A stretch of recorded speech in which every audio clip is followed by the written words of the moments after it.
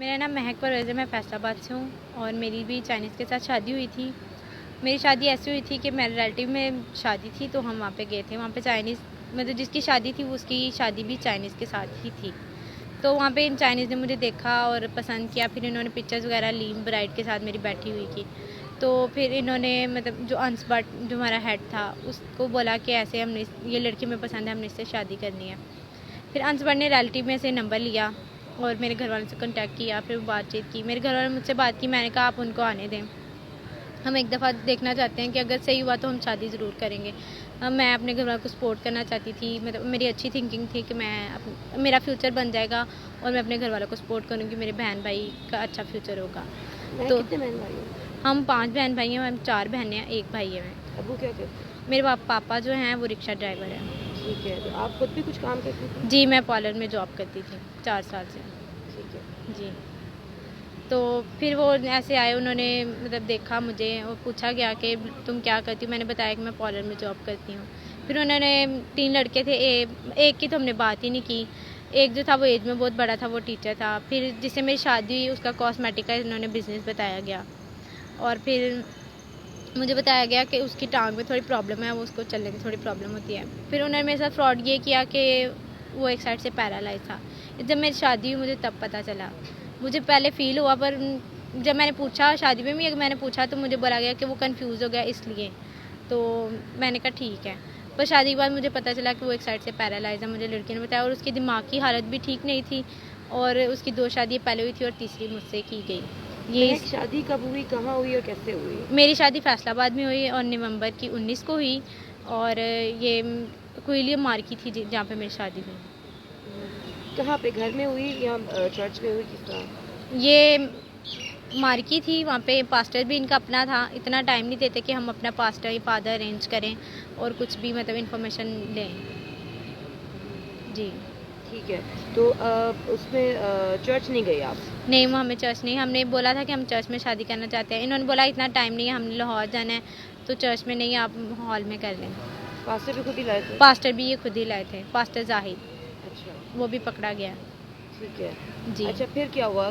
जब शादी होगी फैसलाबाद से कहाँ लेकर के आए फिर वो? मुझे ये फैसलाबाद से लाहौर लेके आए डिवाइन गार्डन, वहाँ पे मुझे रखा गया 1.5 माह। मुझे शादी के दूसरे दिन पता चल गया कि ये क्रिश्चियन नहीं है। फिर जैसे मैं रहने लग गई तो फिर मेरी चाइना में जो लड़की थी उनसे मेरा रब्ता, उन्होंने मुझे बताया कि ये जो हैं ये फ्रॉड कर रहे हैं, ये मिसयूज़ करते हैं, ये मेडिसिन खिलाई जाती हैं कि ये हमें बेबी दें, ये बेबी सेल करते हैं, ये मारते हैं, ये अंडे खाने के लिए देते हैं। बहुत बुरे हालात हैं वहाँ पे, यहाँ पे मत आना। तो कोशिश करो कि तुम भी ना आओ, दूसरी लड़कियों को भी बोलो। मैंने बहुत सारी लड़कियों को बोला, कुछ ने तो यकीन कर लिया और कुछ ने नहीं किया और वो चाइना चली गई और अब वो वहाँ पे बहुत परेशान है और मैं चाहती हूँ कि वो वापस आए। मुझे बताएं, वहाँ चाइना में जो लड़कियों से बात हुई वो किस तरह, आप जानती थी उनको पहले से? नहीं, मैं जानती नहीं थी। वहाँ पे व्हाट्सएप नहीं चलता, वहाँ पे वीचैट चलता है। तो वीचैट जब बनाया तो वो ग्रुप में ऐड हो गई थी। किसने बनाया था बीच में? वीचैट हमें कैंडस ने बना के दिया था। वो कौन है? वो चाइनीज़ हेड थी तो वो अंश के साथ थी। ठीक है, तो जी। ये बताएं कि आप के हस्बैंड का नाम क्या था? मुझे उसका नाम तो नहीं पता पर मेरे आईडी कार्ड पे लिखा हुआ है। तो आप क्या कह के बुलाते थे उसको? मैं उसको फनी नेम से बुलाती थी। क्या? उसकी हाइट बहुत लंबी थी तो हम सब उसे लंबू बोलते थे।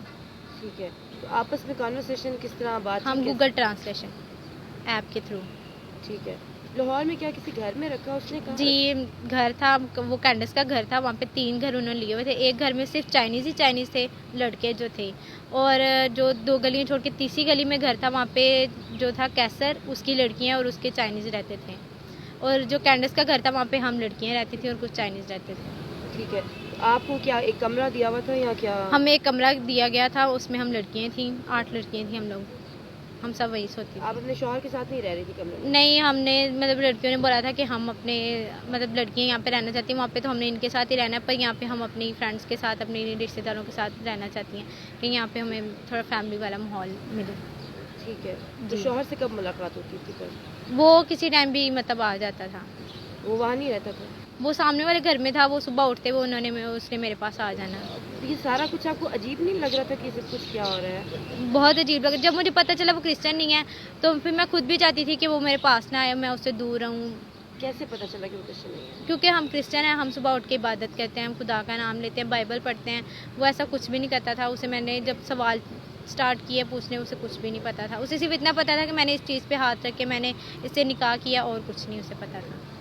ठीक है, तो ये बताएं कि कितना अर्सा रही है शादी आपकी और किस तरह मैंने आपको छुटकारा कैसे मिला? मैं 1.5 माह वहाँ पे रही हूँ, क्योंकि जो अंशबट था वो मुझे आने नहीं देता था। जब मैंने उसे बोला मैं डिवोर्स लेनी है, तो उसने मुझे टॉर्चर करना, ब्लैकमेल करना शुरू कर दिया कि तुम अगर डिवोर्स लोगी तो मैं तुम्हारी फैमिली पे रिपोर्ट करवाऊंगा, तुम लोग को उठवा सकता हूँ, मैं डीएसपी का बेटा हूँ, तुम लोग क्या हो, मैं पढ़ा लिखा हूँ, मैं अमीर हूँ, तो तुम लोग तो मेरे आगे कुछ भी नहीं हो, तुम लोग क्रिश्चियन कम्युनिटी की लड़कियों को कोई पूछता तक नहीं है, मैंने तुम लोग को कहाँ से उठा के कहाँ तक मैं ले आया हूँ, तुम लोग को फाउंडर्स की बीवी बना दिया है, तो तुम लोग को मैं फ्यूचर बनाना चाहता हूँ, तुम लोग आगे से क्या कर रही हो। मैंने फिर मतलब मैं ऐसी हूँ कि ना, मैंने फिर आगे से उसको जवाब दिए, क्योंकि जब मैं झूठी नहीं हूँ, मैं गलत नहीं हूँ, तो मैं क्यों डरूँ किसी से। तो मैंने उसे बोला, मैंने कहा भाई हम आपके पास नहीं आए थे, आप हमारे पास आए थे। हमने नहीं आपको बोला था कि आप हम पे पैसे लगाएं, हमने खुद बोला था कि हम अपनी थॉट से करना चाहते हैं जो भी करना चाहते हैं। आपने बोला चाइनीज़ चले जाएंगे तो ये फिर वापस नहीं आएंगे। तो मुझे ये बताओ मैं है कि आपका कितना खर्चा हुआ शादी वादी पे या उन्होंने खर्चा किया? उन्होंने सिर्फ हमें 20,000 दिया था, जो पाकिस्तान में जैसे लड़के की तरफ से लड़की के कपड़े होते हैं ना, सिर्फ उन्होंने लड़की के कपड़ों के लिए मतलब पैसे दिए थे, हमें 20,000 दिया था। बाकी जो मैरिज हॉल का मतलब खर्चा था वो उसने अंश ने खुद किया। मेरे घर वालों ने बोला था कि हम नेक्स्ट मंथ शादी करेंगे और अपनी थॉट पे करेंगे। जी।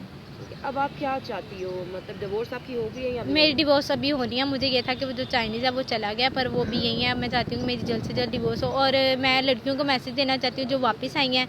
मैं उनको चाहती हूँ, मैंने उनके लिए आवाज़ उठाई थी, हमने मिलकर उनके लिए आवाज़ उठाई थी कि वो वापस आ सकें।